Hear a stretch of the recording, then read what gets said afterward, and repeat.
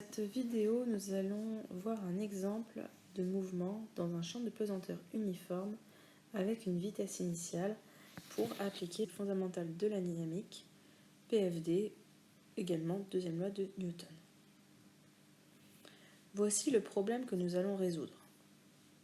En premier temps, établir les équations horaires du mouvement, puis en déduire l'équation de la trajectoire. On va supposer dans ce problème que le boulet est en chute libre. Avant de résoudre proprement parler le problème, il va falloir qu'on pose les différents éléments. Donc première chose, le référentiel ici est le référentiel terrestre qu'on supposera galiléen. Le système étudié sera le boulet.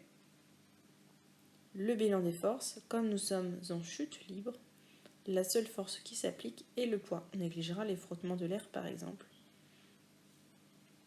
Le poids est caractérisé par son point d'application, donc le centre d'inertie du boulet, sa direction qui est la verticale du lieu, son sens vers le bas et sa valeur P égale mg qu'on peut calculer si on nous donne les valeurs de l'énoncé.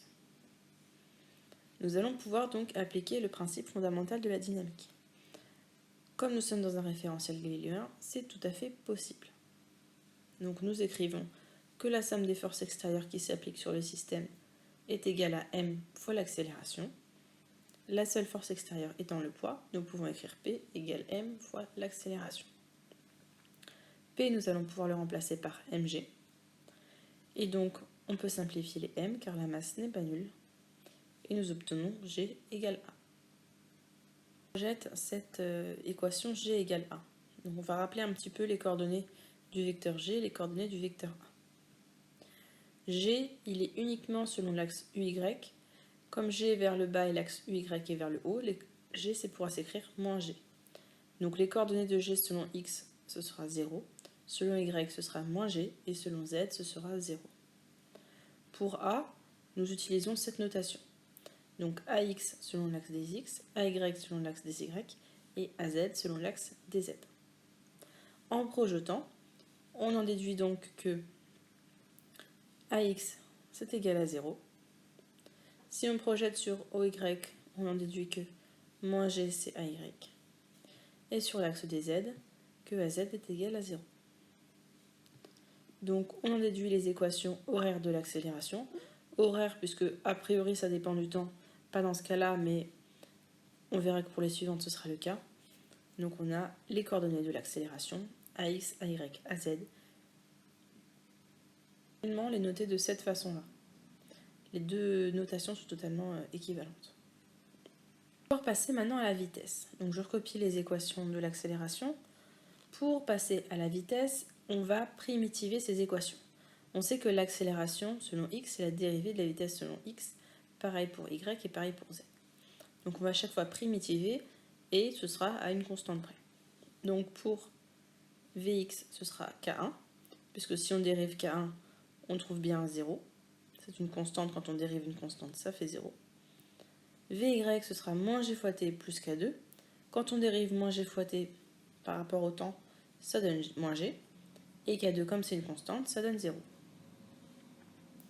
Vz, c'est comme pour Vx, c'est une constante, car si on dérive, on trouve 0.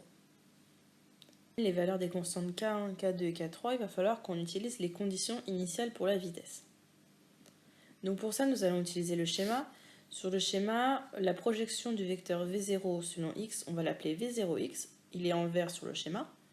Et la projection de V0 selon y est V0y. Donc il est en orange sur le schéma. V0y, pas V0x. Le cosinus de θ, dans le triangle rectangle du bas, cosinus, on sait que c'est côté adjacent sur hypoténuse. Donc cosinus de θ, ça donne V0x divisé par V0, le vert divisé par le bleu. Donc on en déduit que V0x, c'est-à-dire Vx quand t égale 0, vaut V0 cos θ. Si on utilise cette équation-là, on sait que Vx à t égale 0, c'est également aussi égal à K1. Donc on en déduit que K1, c'est égal à V0 cos θ. Faisons pareil pour V0y. Donc V0y, on utilise cette fois-ci le sinus. Sinus θ, c'est côté opposé sur hypoténuse, donc le orange sur le bleu. On en déduit que à t égale 0, vy de 0 c'est égal à donc v0y par définition et v0 sinus θ. Or, d'après la deuxième équation, c'est aussi égal à moins g fois 0, donc 0, plus k2. On en déduit que k2 c'est égal à v0 sinus θ. Pour le dernier, c'est très simple. v0, il est que selon x et y. Il est dans le plan z égale 0. Donc, tout simplement, vz de 0 égale 0. On sait que c'est aussi égal à k3, et donc k3 égale à 0. Nous allons pouvoir maintenant remplacer ces valeurs de k1, k2, k3 dans vx, vy, vz. De t égale v0 cos alpha, vy de t égale moins gt plus v0 sinus alpha, et vz de t égale 0. Donc ça, ce sont les équations horaires de la vitesse. Horaires puisque ça dépend du temps. Alors pas dans toutes, mais une partie dépend du temps. Nous allons passer aux équations horaires de la position. Pour les équations horaires de la position, il va falloir encore primitiver, intégrer. Puisqu'on sait que Vx, c'est la dérivée de x par rapport au temps. Vy, la dérivée de y par rapport au temps. Et Vz, la dérivée de z par rapport au temps. Donc, si on intègre la première, si on primitive la première, donc avec une constante près, ça nous donne V0 cos θ fois t. Si on dérive ça, ça fait bien V0 cos θ. Plus K4 qui est une constante, donc si on la dérive, ça donne 0. Pour y de t, pour l'intégrer, ça nous donne moins g fois t carré sur 2. Si on dérive ce terme-là, ça donne bien moins g fois 2t divisé par 2, donc ça donne bien moins g fois t. Plus v0 sinus θ fois t, qui quand on dérive donne bien v0 sinus θ, plus une constante, puisque c'est défini à une constante près. Et z de t qui donne une constante, puisque quand on dérive, ça donne 0.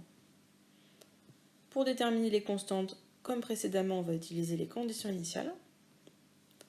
Le boulet, initialement, il est à cet endroit-là. Ses coordonnées sont donc 0 selon x, d selon y, et 0 selon z. 0 égale 0, et si on remplace dans l'équation, x de 0, c'est aussi égal à v0 cos θ fois 0 plus k4. On en déduit que k4 égale à 0. Y de t maintenant. Y de t, ça vaut d. À t égale 0.